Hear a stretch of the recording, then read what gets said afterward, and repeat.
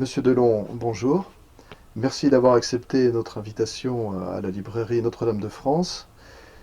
Monsieur Delon, qui êtes-vous? Je suis Patrick Delon, je suis le secrétaire général de l'association littéraire Présence de la Varande.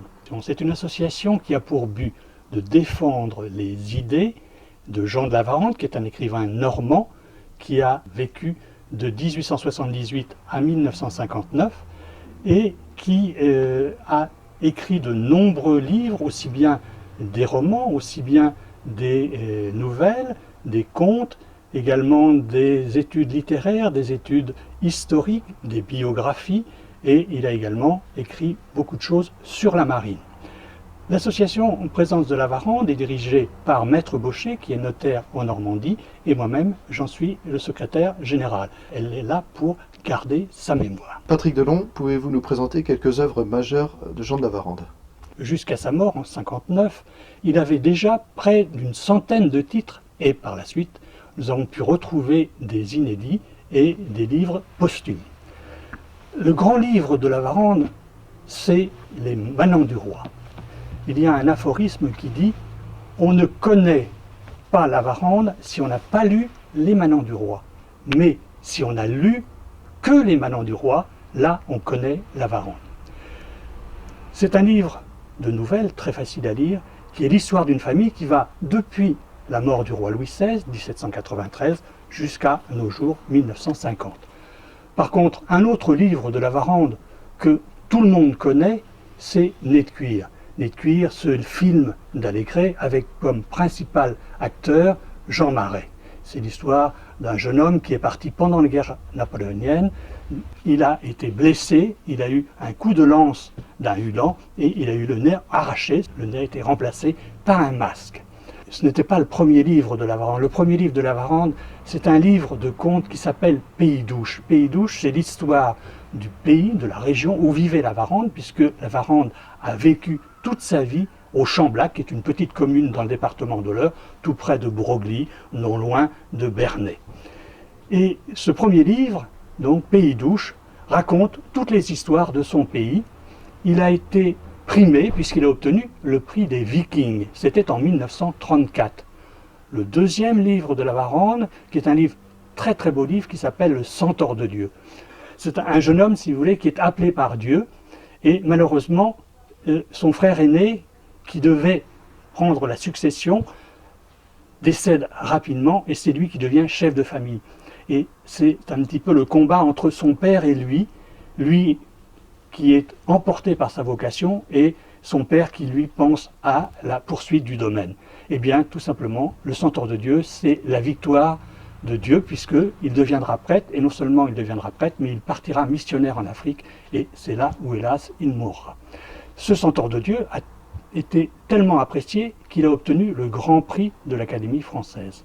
Quels sont les thèmes majeurs pour structurer donc les idées de Jean de la Varande, les thèmes majeurs qu'il aborde dans ses œuvres? Son œuvre est axée sur trois grands thèmes. Le principal, vous l'avez certainement compris, c'est la religion. La Varande était un homme extrêmement religieux. Il était tout à fait normal que, vivant à la campagne, proche de la terre, il était captivé, si vous voulez, par la création, et Dieu était quelque chose de très important pour lui. Il a écrit notamment de très belles hagiographies, une hagiographie sur le curé d'Ars, une hagiographie sur Don Bosco, et il a écrit également une hagiographie un petit peu particulière sur Saint Vincent de Paul. En dehors de cela, la religion est quand même très présente dans l'œuvre de la Varande. Vous le verrez dans différentes nouvelles. Je pense à cette magnifique nouvelle qui s'appelle Après Vêpres, où on voit un prêtre qui est un dimanche après-midi dans une chapelle et qui est face à un crucifix et face à Dieu qui, malheureusement, voyant la dureté du monde, eh bien, a tendance à quitter, à partir. Et le prêtre qui est là, qui le supplie en disant « Mais Seigneur, restez avec nous ». Vous avez une très belle étude sur deux monuments de Normandie religieux. Vous avez l'abbaye du Bec, qui n'est pas très loin du Chamblac, et vous avez également le Mont Saint-Michel. Le deuxième thème, c'est le terroir, c'est la nature. Pour Lavarande, si vous voulez, rien n'est plus beau qu'un lever de soleil, qu'un coucher de soleil, que les saisons qui tout au long de l'année viennent les unes après les autres. La germination d'un grain de blé pour arriver à l'épi. La troisième grande idée de Lavarande, et ça c'est très intéressant, c'est la mer. Lavarande, vous me direz, il a vécu au Champ-Blac en pleine campagne, c'est pas le bord de la mer. Bien, tout simplement, ce qui est très intéressant, c'est que Lavarande, son père était officier de marine et son grand-père était officier de marine. Mais Lavarande descend aussi d'une famille où il y a eu beaucoup de marins. Son grand-père était l'amiral Fleuriot de Langle, qui était préfet maritime de Brest. Et Lavarande a eu le malheur de perdre son père 3 mois après sa naissance. Sa mère, qu'est-ce qu'elle a fait? Eh bien, elle n'est pas restée en Normandie, dans la propriété du Champ-Blac. Elle est revenue à Rennes, où habitait son père, et elle a vécu à Rennes pendant toute la jeunesse de Lavarande. Eh bien, l'amiral Fleuriot de Langle, notamment également dans sa propriété de la Morinay, près de Rennes, a raconté beaucoup d'histoires à son petit-fils, l'a aidé à commencer à construire ses premières maquettes de bateaux, à les faire naviguer sur l'étang de la Morinay. Et c'est comme ça que Lavarande a été captivé par la mer. D'ailleurs, il l'écrit, la première fois qu'il a vu la mer, pour lui, ça a été une révélation. Eh bien, il a écrit beaucoup de livres sur la mer. Il a écrit notamment une histoire de la marine qui s'appelle « La navigation sentimentale », qu'il a illustré lui-même de dessins, parce que j'ai omis de vous dire que après sa scolarité à Rennes, il a intégré l'école des Beaux-Arts à Rennes d'abord, et ensuite à Paris. Il a écrit également des biographies maritimes, des grands marins comme Tourville, Surcouf, comme Jean Bart. Il a écrit également des petits contes marins qui racontent plein de petits épisodes sur la mer et les marins. Patrick Delon, qu'est-ce que Lavarande peut représenter pour la jeunesse aujourd'hui? Eh bien, Lavarande, c'est un auteur qui a un caractère gai, un caractère entreprenant, un caractère dynamique. Dans ses œuvres, on l'aperçoit d'ailleurs, et pour un jeune, je pense que ce sont des idées qui sont très valables aujourd'hui. Il glorifie les héros, il glorifie ceux qui se dévouent pour leur prochain, ceux qui combattent pour la vérité, ceux qui combattent pour Dieu et le roi. Quelle est l'actualité chez les éditeurs, Patrick Delon?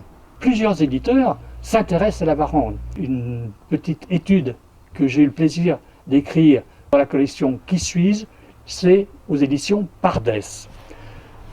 Dans cette petite étude, c'est assez succinct puisqu'il y a 130 pages. Vous avez beaucoup de renseignements, d'une part sur la biographie succincte de Lavarande, sur ses œuvres, ses grandes idées. Vous avez également, ce qui est intéressant, ses rapports avec des personnages importants, des écrivains importants de l'époque et ce qu'ils pensent de l'écrivain. Vous avez également plein de renseignements sur lui, sur sa filmographie, sur sa numismatique, sur les sites qui portent son nom, enfin beaucoup de choses qui intéressent ceux qui sont passionnés par les livres de Lavarande. Autre éditeur qui s'intéresse à Lavarande, les éditions Via Romana. Via Romana est une petite maison d'édition, mais très intéressante, et elle a commencé dans une collection qui s'appelle Les plus beaux Noëls. Un autre ouvrage de Lavarande sur les contes sacrés, qui sont des contes plus orientés vers les pèlerinages, notamment au Mont-Saint-Michel, notamment à Sainte-Anne-d'Auray, également à Jérusalem. Ensuite, vous avez eu un très beau petit livre sur les contes marins, très amusant à lire. Également, nous avons réédité un des maîtres livres de Lavarande, je vous le disais tout à l'heure, ce sont les Manants du Roi, avec une chance extraordinaire, c'est que nous avons retrouvé 2 nouvelles qui initialement étaient prévues au départ et qui n'avaient pas été incorporées à l'ouvrage, une nouvelle que l'éditeur avait écartée à l'époque, et puis une nouvelle qui était parue à très peu d'exemplaires puisqu'elle était réservée à une société bibliophile.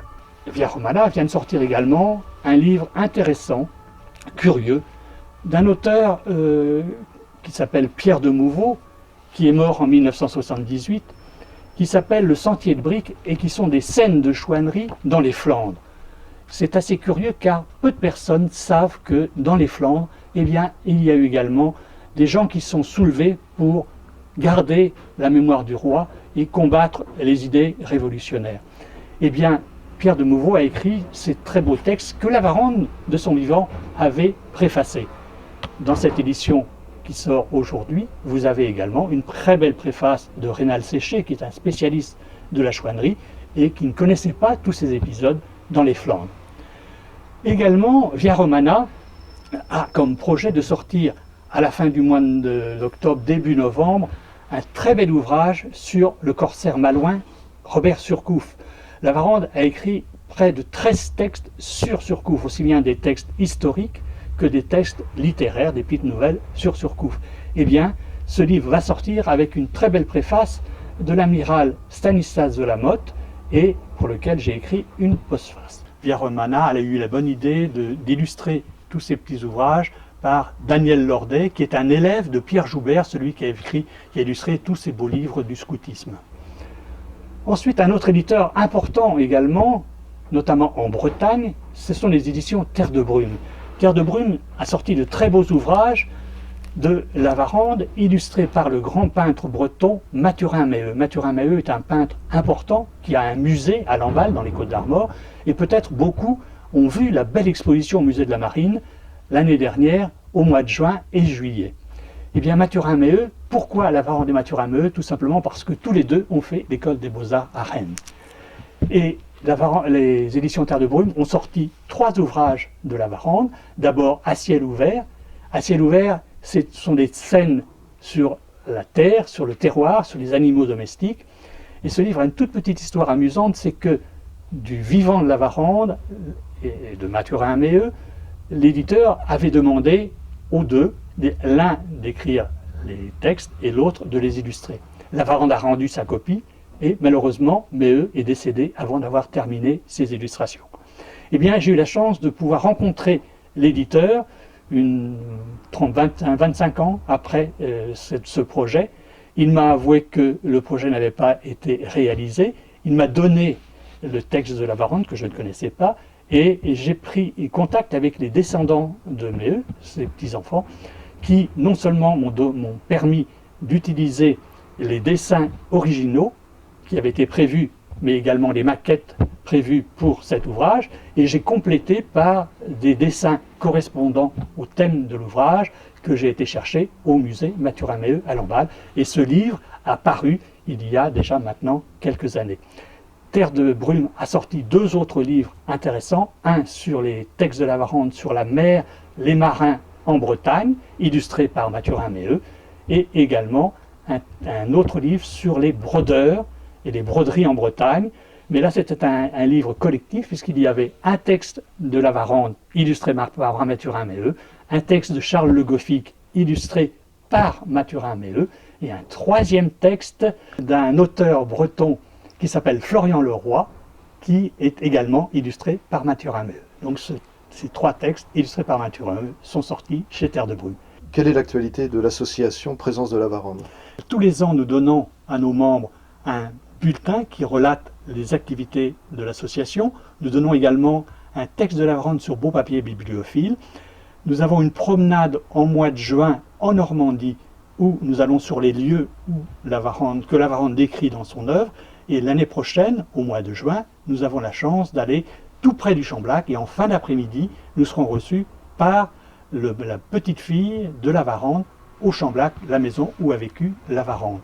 Et vous avez également, en général, au mois de novembre à Paris, cette fois-ci sera le 15 novembre, une conférence sur Lavarande. Et cette conférence sera dédiée à Nétumière, Geoffroy des Nétumières, qui est un ami d'enfance de Lavarande, dont il parle dans 2 de ses ouvrages, notamment dans 6 lettres à un jeune prince. Patrick Delon, merci d'avoir bien voulu donner cet entretien pour Mediapresse Info.